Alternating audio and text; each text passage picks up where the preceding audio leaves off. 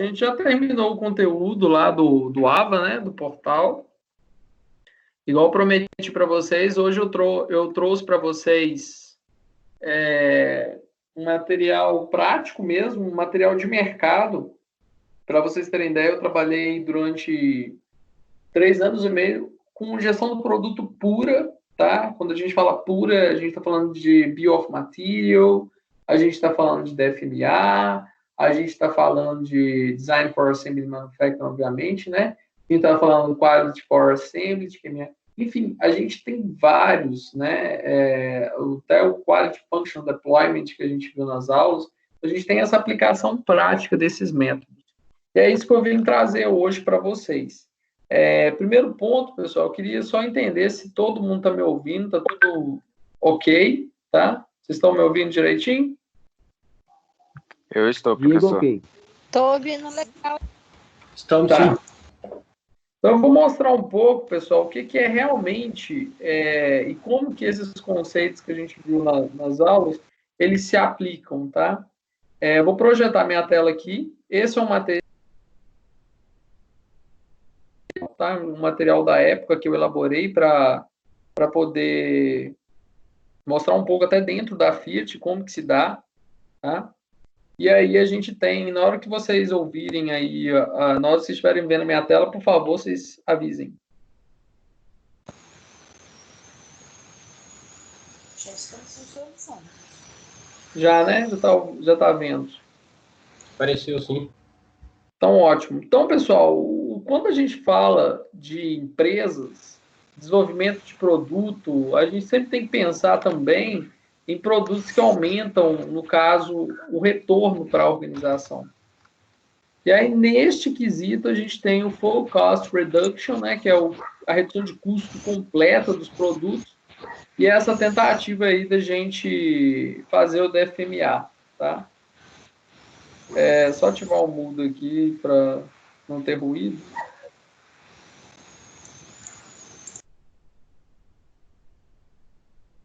Bom, e aí a gente tem então, gente, o Design for Assembly Manufacturing como um método, tá? Como uma forma da gente poder alcançar resultado, né, para a empresa robusto, econômico, tá?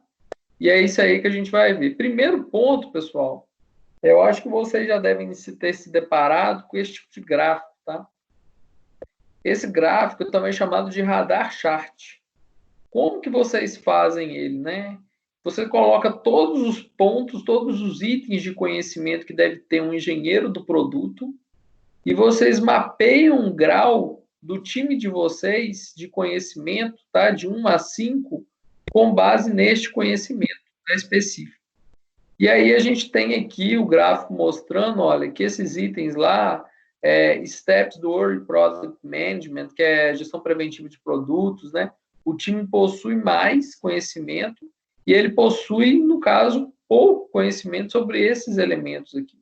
Então, é importante a gente ter esse... Eu achei que tinha alguém que tinha entrado. É importante a gente mapear esse conhecimento da equipe de vocês, tá? É muito importante aí. E, de uma forma visual, a gente usa o radar chart. Não sei na empresa onde vocês trabalham, mas é muito utilizado lá na Fiat.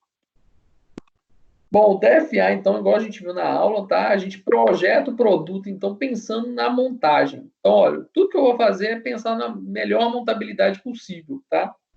Então, eu vou preocupar justamente com como eu posso reduzir o custo na montagem daquele produto. Para isso, eu posso minimizar o número de operações, quando eu reduzo a complexidade do produto. Eu posso simplificar as peças a fim de que a montagem se torne mais fácil, mais simples, e aí reduz custo. Tá? Isso é o grande objetivo do DFA. E aí a gente tem dois elementos aqui, o DFA e o DFM. Tá? O DFA, gente, é chamado Design for Assembly. Essa é uma linha de produção, tá? Vocês estão vendo aqui os operadores, estão vendo aqui a linha de montagem também. Ela é chamada de Continuous Moving. Continuous Moving porque ela se movimenta continuamente e os operadores eles têm que ficar correndo atrás do produto aí, tá? Ela movimenta numa velocidade baixa, obviamente, tá, gente? Então, assim, o que eu faço, tá? Eu penso justamente na estrutura do produto, pensando na redução de contagem de componentes, na revisão detalhada da ergonomia do operador, olha como é que ele está aqui, tá vendo? A facilidade da montagem do produto. Então, é uma série de práticas de engenharia que eu preocupo com esse cara aqui. Porque se esse cara aqui tiver muito elemento para fazer, muito NVA, atividade que não agrega valor, isso vai aumentar no custo do produto. Então, não é interessante para a organização, tá? Então, por isso que chamar design for assembly, assembly de montagem, design, desenvolvimento, pensando na montagem, desenvolvimento para montagem. Vocês podem me interromper, tá, pessoal? Sem problemas. Só desativar o mudo aí, que vocês podem me interromper se vocês tiverem alguma pergunta. E eu tenho também design for manufacturing. Manufacturing é related to o quê? Related to é relacionado à usinagem. Manufacturing ou machining é usinagem, tá? Então, o que eu vou pensar? Vou pensar nos componentes, na seleção dos materiais apropriados, as relações de característica daquele material, porque eu sei que esta máquina aqui, quando for usinar aquele material, ela vai gastar mais ferramenta, a ferramenta pode quebrar, vai dar mais manutenção. O tempo que vai estar dentro da ferramenta, aquele produto, se for muito complexo, vai consumir mais energia, consumir mais custos, mais material, enfim. É uma série de elementos. Então, o engenheiro do produto, ele tem essa função de estar bem mesmo inteirado com esses aspectos de manufatura, tá? E aí a gente tem, então, pessoal, uma relação do custo da qualidade. Olha para vocês verem, né? Interessante aqui, ó. Quando a gente fala, gente, em termos aí de percentuais no custo do produto, para vocês terem ideia, 70% do custo, no caso do veículo, está relacionada, tá, aos custos de design. Então, 5% dos custos que eu atribuo no design corresponde a 70% do custo de um veículo, tá? 20% relacionada aos componentes que eu tenho num veículo correspondem a 50% dos materiais que eu projeto. Os outros 20% é mão de obra, os outros 25% são despesas gerais, dentro do custo do produto. E aí eu tenho essas fases aqui de engenharia e design, então, correspondendo, gente, a um elemento muito substancial, a 90% dos custos que eu tenho propriamente dito, tá, num determinado veículo. Então, lá na fase de engenharia, eu consigo abarcar esses custos e reduzir paulatinamente, se eu fizer um bom design, tá? Isso porque o que aconteceu? A gente teve uma migração do que a gente chama de engenharia sequencial. O mercado manda as especificações do produto para o departamento de engenharia, que aí ele vai desenvolver, aí ele empurra a goela abaixo, tá? Lá para o processo, que vai justamente pensar nos aspectos fabris, desenhos da linha e tal. A produção, por sua vez, recebe esse projeto, lança o produto no mercado e empurra para o cliente. Então, a gente tinha, era comum, tá, nas décadas passadas, a gente ter esse conceito aí de engenharia sequencial. Só que aí surgiu o quê? A engenharia simultânea, o simultaneous engineering. Simultaneous engineering quer dizer o seguinte, olha, todo mundo trabalha junto. Mercado, engenharia, pessoal das linhas de manufatura que desenha as linhas do processo, pessoal, o operador da linha de produção, justamente que vai justamente produzir, tá? E até mesmo o cliente, gente. Todos estão interconectados. E aonde que entra o Design for Machining and Assembly ou Design for Manufacturing and Assembly? A gente tem justamente nessas fases aqui de desenvolvimento do produto e do processo. Porque eu penso no produto pensando no processo de fabricação, tá? Então, eu obrigo o sistema sequencial a transformar num sistema sobreposto, igual vocês estão vendo aqui, que é a engenharia simultânea. E essa abordagem é possível através de uma visão compartilhada do trabalho, de gestão do conhecimento. Todos fazem reuniões semanais para pensar no desenvolvimento daquele produto. Então, isso acontece na prática. Você tem um representante de cada área dentro desses times de trabalho de desenvolvimento, e aí você consegue reduzir aí o lead time do desenvolvimento, ou seja, o tempo de desenvolvimento do produto. Ao invés de você ter, olha para vocês verem, é muito mais compacto. Aqui você tem uma linha horizontal muito maior do que essa linha aqui.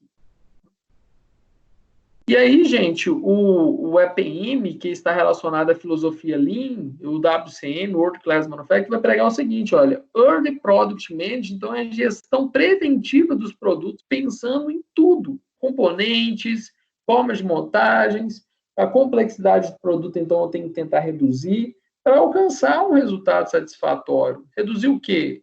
Reduzir justamente a horas por unidade, que é o HPU, lá na FIT é chamado de HPV, porque é horas por veículo, quantas horas que cada veículo leva para ser produzido, reduzir a complexidade dos componentes, padronizar os componentes, fazer benchmarking, muito comum com itens da concorrência, e isso tudo para melhorar a qualidade, para que o produto seja cada vez mais robusto, o lead time mais curto e atender a necessidade do cliente. E aí, pessoal, a gente tem, então, né, uma migração, tá? O fluxo de ideias tradicionais, engenharia empurrava a goela abaixo para o chão de fábrica, e aí agora a gente tem, então, o chão de fábrica elaborando ideias e a engenharia validando. Então, é uma quebra de paradigma, tá? Que aconteceu, já é metodologicamente previsto isso, com maior envolvimento aí do time fabril, que é ele que vai montar o produto, que é eles que sabem as ideias, né, o potencial das ideias que podem ser geradas, poder reduzir a complexidade, melhorar a performance do produto, tá? Para vocês verem, né, de um videozinho aqui, o que você pensa sobre trabalho em grupo, tá? Vamos só ver esse videozinho rapidinho, vocês vão...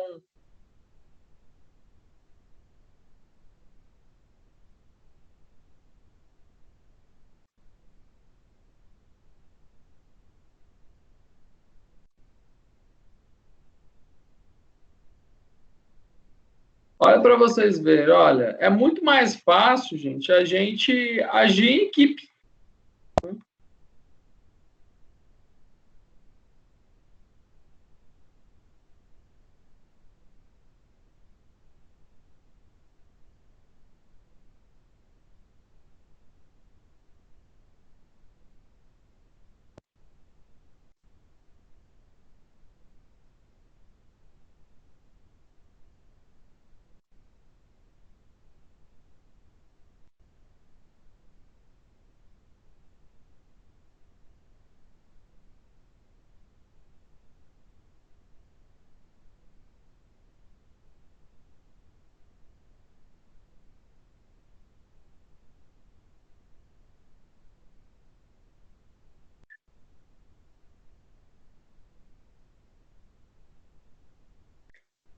Bom, a mensagem aqui é o seguinte, né, pessoal?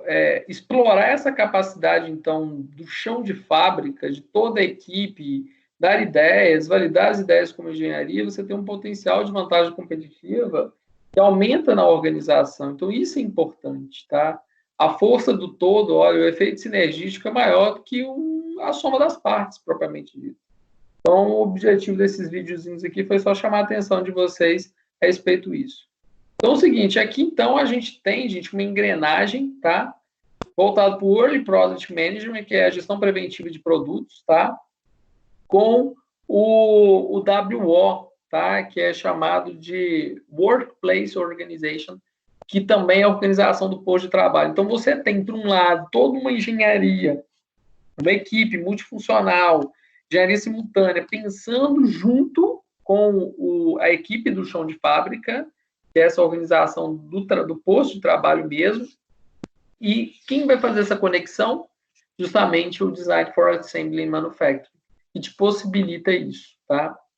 Aí aqui tem alguns princípios, tá? Que a gente norteia o trabalho da FMA, Design for Assembly and Manufacturing, que é relacionada a quê, gente? É relacionada a segurança e ergonomia, prevenção de danos nos equipamentos, reduzir o número de componentes, usar elementos padrões, tá? Parafusos, reduzir essas complexidades, tá?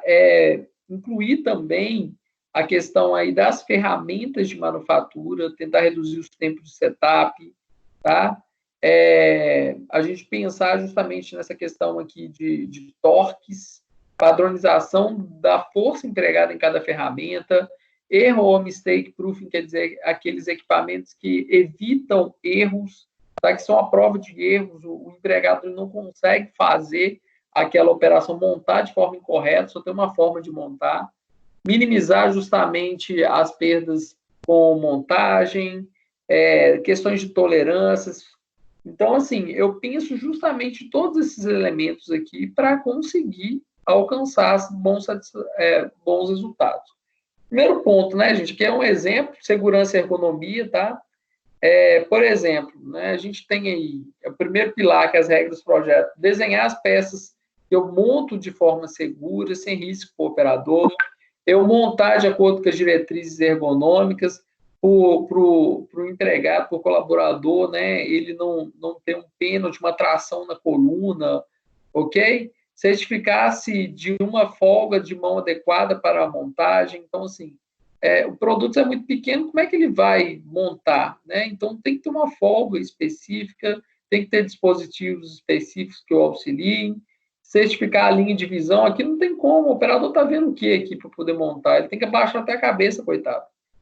Então, assim, esforços de inserção dentro dos requisitos ergonômicos, né? Imagina pressionar, ficar montando isso, se tiver muita resistência, o dedo da pessoa, né, no final do dia vai ficar todo, né? Então, agora umas perguntas, né? O operador estará completamente protegido contra danos corporais ou interagir com a peça de produto? São perguntas que o engenheiro tem que se fazer. Estou projetando assim. Eu estou protegido contra dano? Vai estar a peça ou a montagem está de acordo com todos os requisitos de ergonomia, da segurança do trabalho, como peso, postura, pega. Existe espaço suficiente para as mãos em toda a operação de montagem? Olha que loucura. O operador tem uma linha clara de visão para ambas as peças, as partes críticas na montagem, a força de inserção é adequada, enfim. Eu vou pensar em todos esses elementos aqui na montagem, tá? E segunda regra, justamente, que eu tenho que ter folga suficiente para passagem parcial durante a montagem.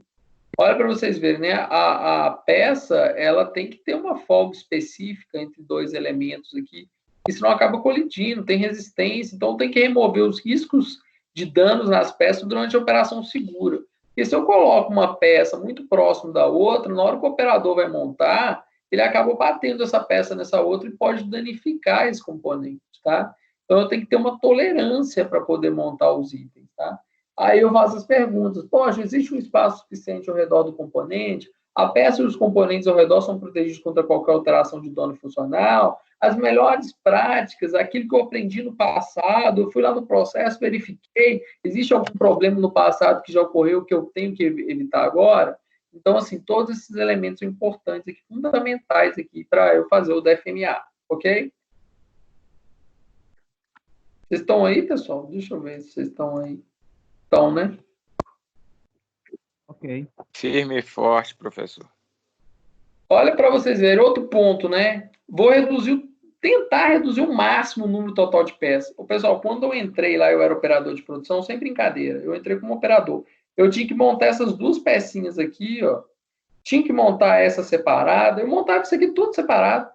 Aí o que aconteceu? Desenhou-se a peça inteiriça e monta-se a peça inteiriça. Então, reduz quantidade de elementos na montagem, tá? Tarefas mesmo. Movimentos. Aí pergunta, a peça está desenhada para ter a menor quantidade possível de componentes? A decisão para a escolha entre itens individual ou modular foi justificada por business case? Ou seja, eu tenho um estudo que fala, olha, é melhor ter essa peça inteira do que a peça separada, tá? Então, eu tenho que levar em consideração todos esses pontos, tá? Não é simplesmente, eu vou criar uma peça única, não, porque agora imagina lá na assistência técnica, quebrou uma dessas peças aí, acabou, né? Estragou lá um elemento aqui, aí tem que trocar a peça inteira. Então, tem que fazer análise de custo-benefício.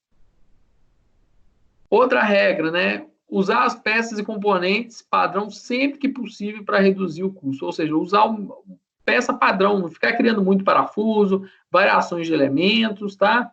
Então, tem que tentar reduzir o número de fixadores, ou seja, parafusos, seguir a ordem de preferência de fixação para selecionar os fixadores, desenhar as peças para atender múltiplas funções. Então, a mesma peça que executa uma função, ela executa outras funções. Eu vou procurar fazer de tudo para poder reduzir essa complexidade. Ó. Antes era assim, agora, né?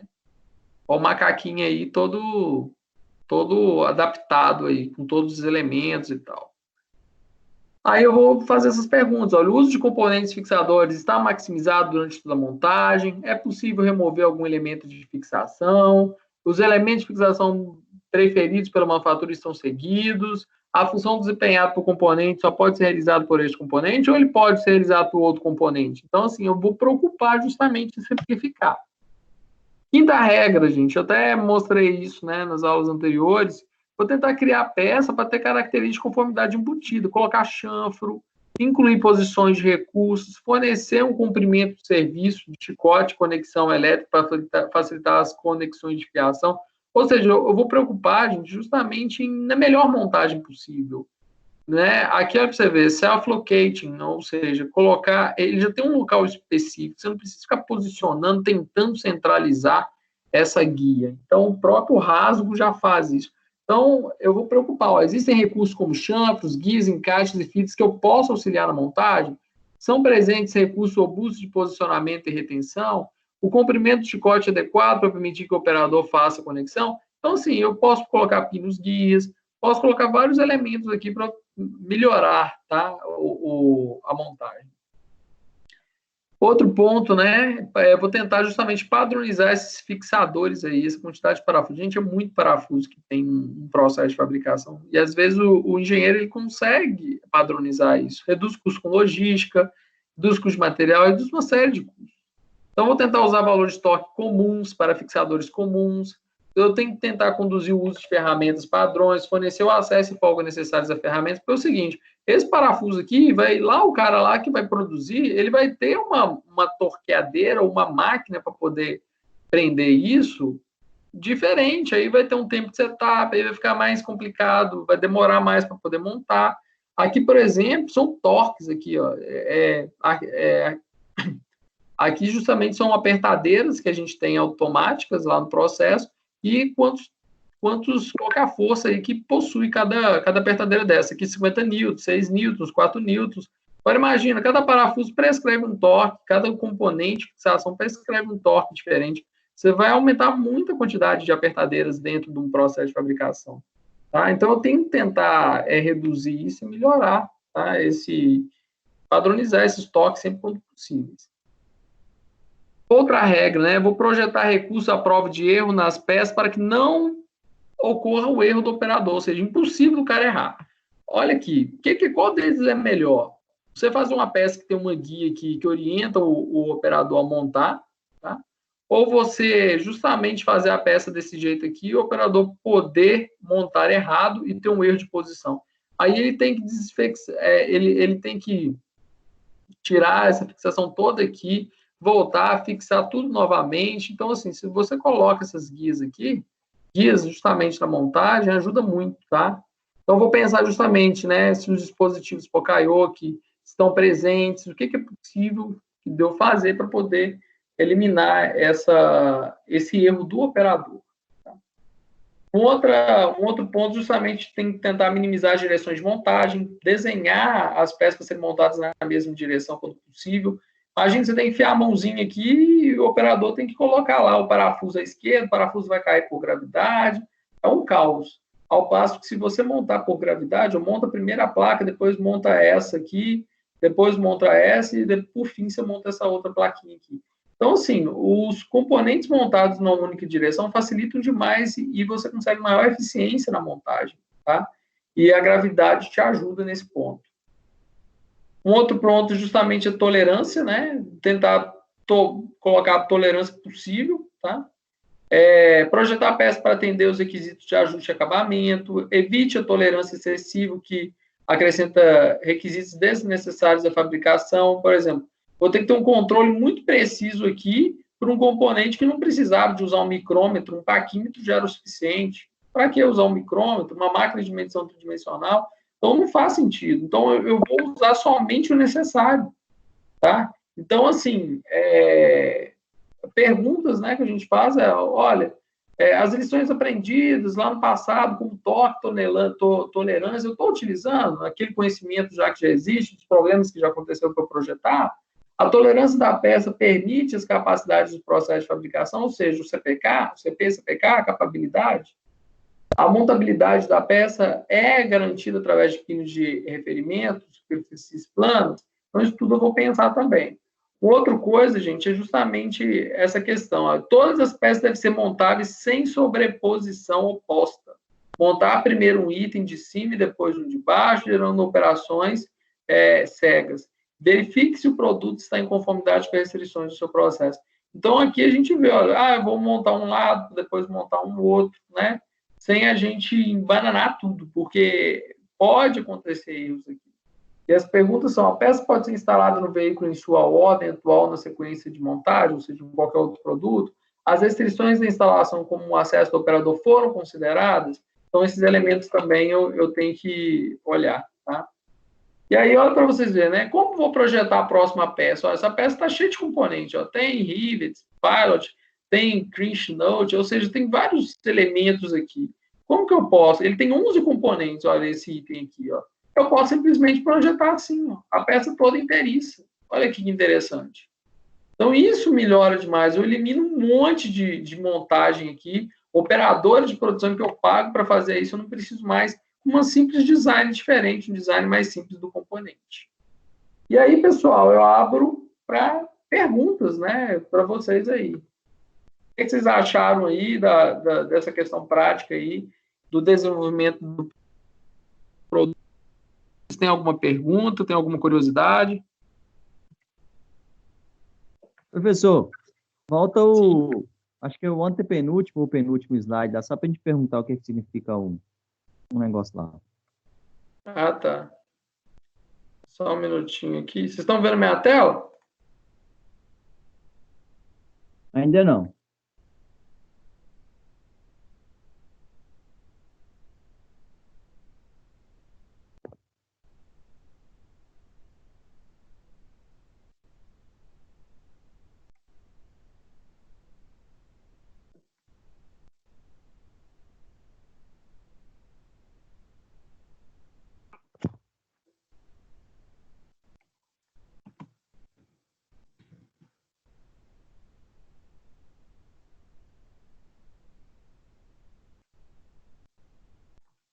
E agora, tá vendo? Não. O slide não.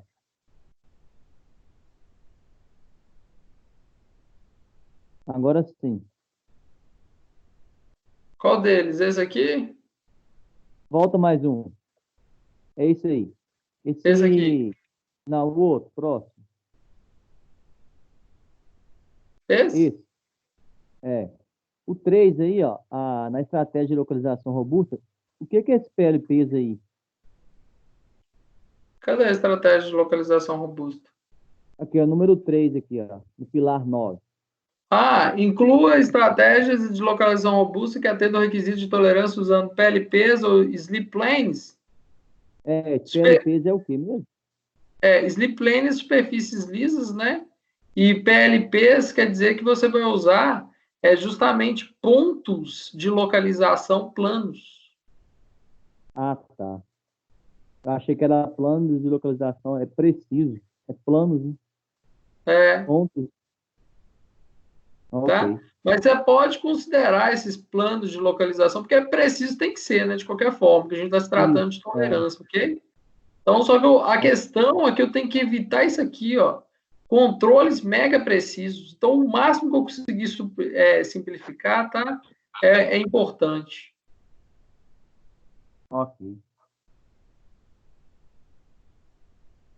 Mais alguma pergunta, pessoal? Vocês acharam aqui interessante?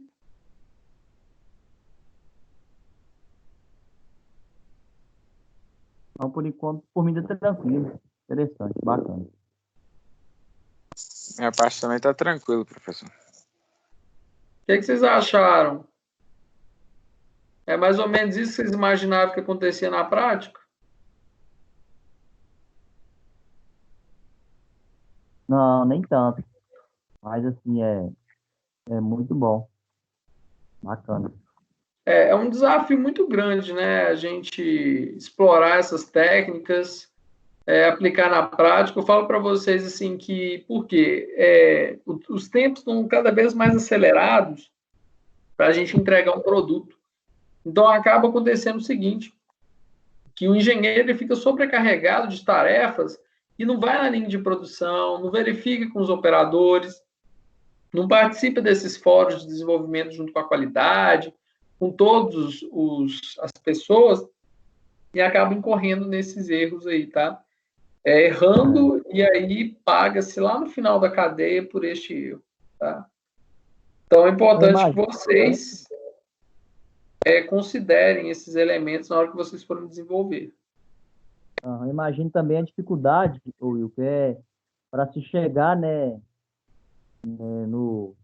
na peça perfeita, digamos aí, né, no equipamento ou na pecinha perfeita, e você consegue montar mais rápido, né? Deve ter vários erros ou vários testes antes de chegar a isso, né?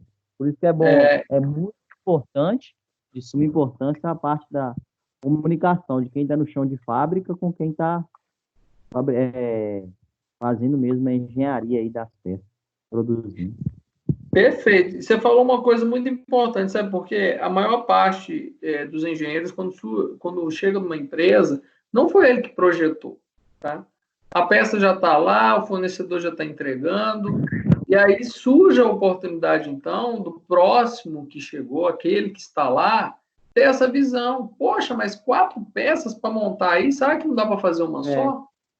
E aí tem todo um processo de tryout, tá? De testes, de PPAP, que vocês veem lá na qualidade, processo de aprovação de peças para produção, 18 etapas no PPAP. Então, assim, são vários elementos que, igual você falou, existe um teste, existe um desenvolvimento por trás disso, existe toda uma projeção, uma análise de custo-benefício para ver se vale a pena ou não mudar, porque às vezes implica na troca de ferramental do fornecedor, né? E ferramental custa caro, né? Então, assim, aí tem que fazer um balanço mesmo. Será que a quantidade de operadores que eu elimino naquele processo é mais vantajosa? Então, eu fazer essa eliminação desses operadores e fazer essa troca desse componente para me custar 1 milhão para trocar? Então, assim, isso tudo é muito importante.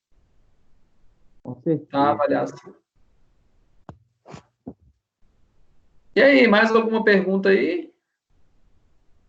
Alguém? Professor, esse material você vai poder colocar lá no Drive, no portal? Coloco, sem problemas. É uma boa. Bem lembrado mesmo, colocando no portal para a gente acessar lá. Vou colocar para você, só vou tirar o slogan da Fiat. Ah. Aí você vai colocar na unidade 4? Vou colocar na última unidade, que já acabou, né? Então, a 4.3, eu coloco lá para vocês. Vocês podem usar isso na empresa de vocês e tal. Bacana. Sobre a prova, professor, o que você tem que falar com a gente? Sobre revisão, exercício, alguma coisa do tipo?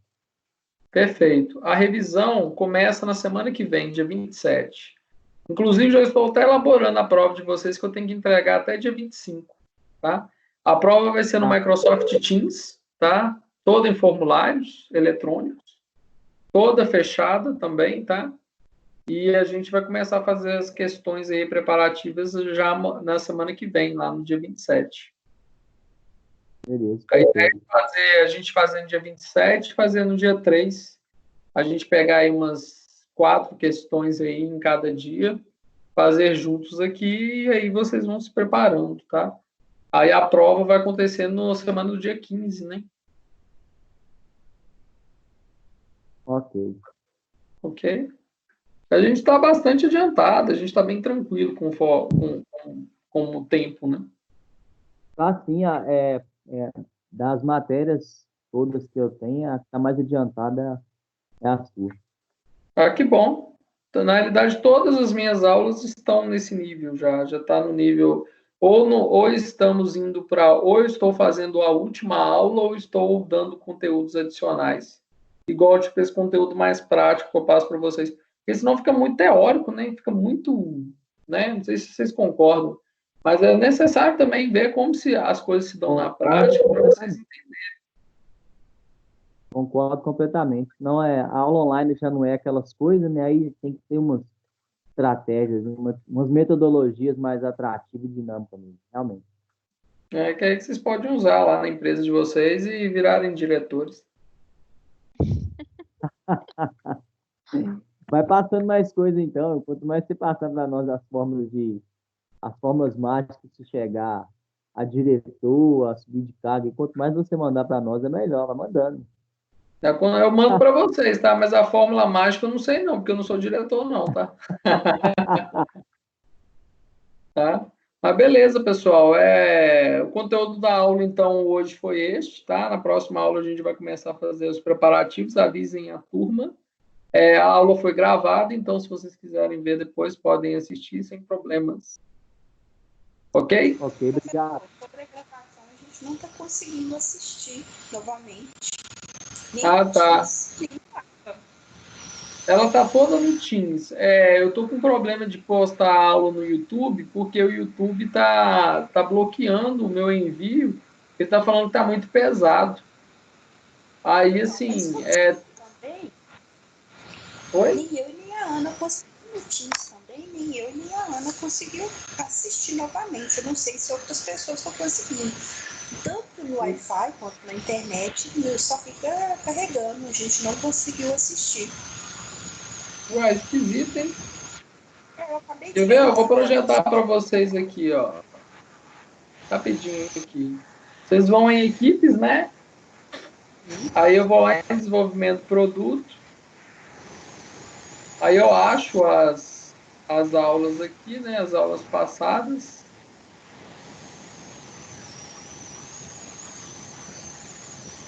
Espera aí.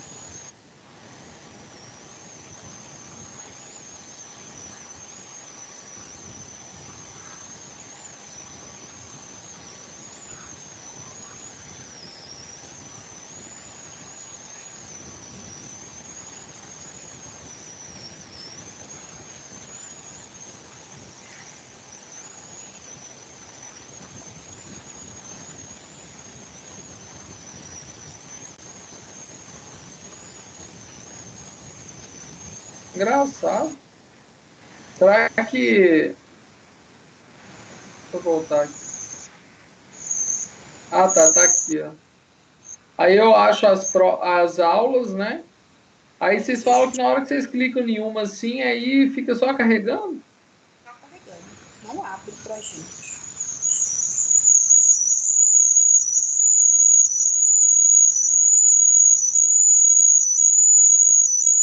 O meu abriu aqui. Nossa, não abre. Todo mundo tá dando isso ou alguém tá conseguindo?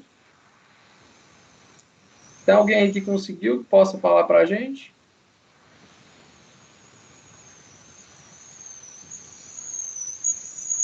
Eu acho que não, né? Eu vou tentar jogar no YouTube lá, pessoal, mas eu vou passar um link para vocês testarem também, tá? Do Teams. Porque a prova vai ser no Microsoft Teams, então é importante que todo mundo consiga acessar o link, né? Também, tá? Mas eu vou dar uma olhadinha, Fernando, nesse ponto aí. Ok. Eu Ok? vou tentar ver se eu conseguir assistir no AVA. Porque no AVA também eu não consegui. Ela não conseguiu no Teams, igual a mim. Só que no AVA, ela não testou ainda. Ela pode tentar ver e depois falar pra gente também. Entendi. Tá bom. Beleza. A gente vai se falando, então. Pessoal, então, muito obrigado, tá? Uma boa noite para vocês aí. E até a próxima aula aí da revisão. Obrigada. Boa noite.